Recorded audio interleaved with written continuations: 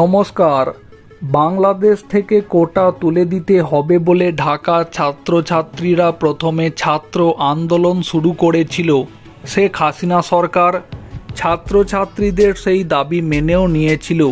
পরবর্তীতে পেছন থেকে জামাত, উগ্র মৌলবাদী বিএনপি রাজনৈতিক দলগুলির সমর্থনে বাংলাদেশে আন্দোলন তৈরি হয়, যে আন্দোলনের কারণে শেষ পর্যন্ত শেখ হাসিনাকে প্রধানমন্ত্রীর পদ থেকে ইস্তফা দিয়ে বাংলাদেশ ছেড়ে চলে যেতে বাধ্য হতে হয়। এরপরে বাংলাদেশের জনগণ স্বাধীনতা উদযাপন করে, যদিও সেই স্বাধীনতা বাংলাদেশের কততম স্বাধীনতা সেটা নিয়ে বিভিন্ন মহলের মধ্যে সংখ্যাগত বিতর্ক আছে।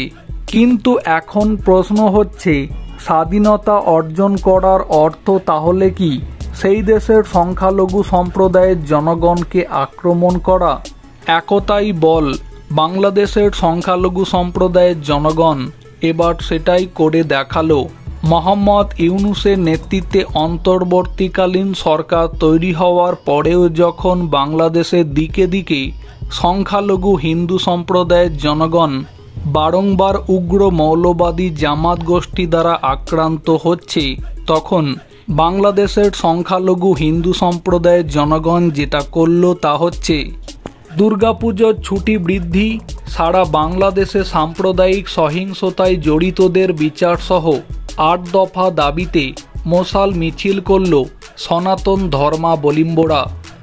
শুক্রবার সন্ধ্যায় ঢাকার কেন্দ্রীয় শহীদ মিনার থেকে মশাল মিছিল নিয়ে ঢাকা বিশ্ববিদ্যালয়ের রাজু ভাস্কর্য টিএসসির মেট্রো রেল স্টেশন হয়ে সোহরাওয়ার্দী উদ্যান সংলগ্ন রমনা কালী মন্দিরে গিয়ে সেই মিছিল শেষ করেন তারা।